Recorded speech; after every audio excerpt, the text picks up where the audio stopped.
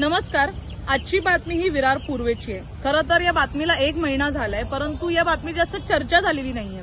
ही बातमी जेव्हा आमच्यापर्यंत आली तेव्हा आम्हाला कळलं की एक मजदूर जो आहे तो 9व्या माळ्यावरून खाली पडला आणि त्याचा मृत्यू झाला.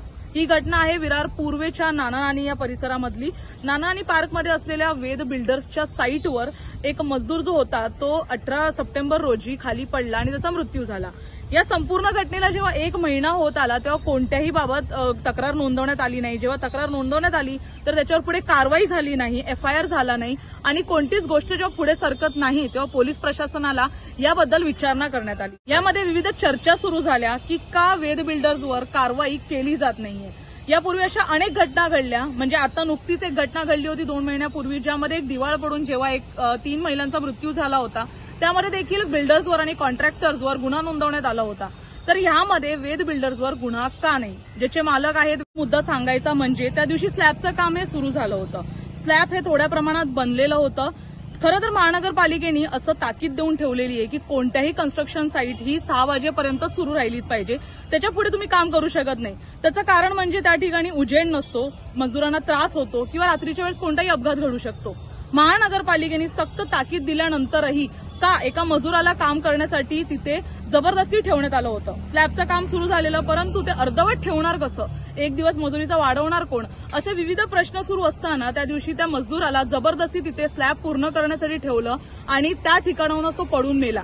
जेव्हा स्लॅब हा मजबूत नव्हता त्या ठिकाणी तो साईडला उभा राहिला आणि स्लॅब कोसळून तो खाली पडून मेला. या संपूर्ण घटना जेव्हा आपण पाहिलं तेव्हा हे कळलं की रात्री 9 वाजताच्या सुमारास ही संपूर्ण घटना घडलेली आहे, अशी माहिती आम्हाला खुद्द पोलिसांनीच दिलेली आहे.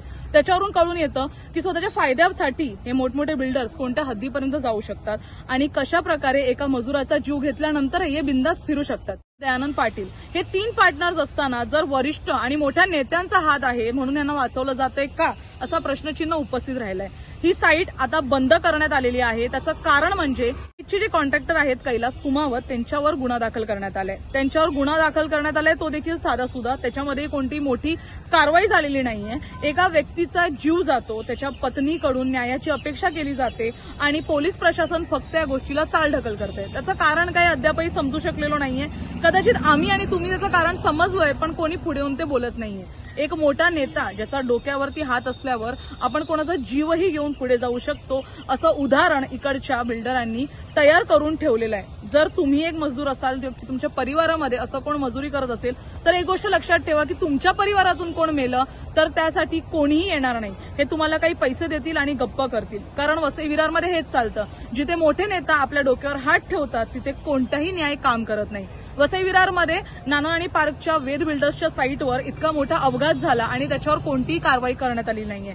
वेद बिल्डर्स आणि त्यांच्या इतर पार्टनर्सवर कारवाई व्हावी यासाठी सतत आम्ही मागणी धरून ठेवलेली आहे, परंतु अजूनही त्याच्यावर कोणती कारवाई झाली नाही. फक्त कॉन्ट्रॅक्टरवर गुन्हा नोंद करण्यात आलाय. पाहण्यासारखं असेल की वेद बिल्डर्स आणि त्यांच्या इतर कॉन्ट्रॅक्टर्सवर किंवा इतर त्यांच्या पार्टनर्सवर गुन्हा कधी नोंद होतो आणि कधी या महिलेला जिने आपल्या पतीच्या मृत्यूची नोंद करून या संपूर्ण गोष्टीसाठी न्याय मागितलाय तिला न्याय केव्हा मिळतो. धन्यवाद.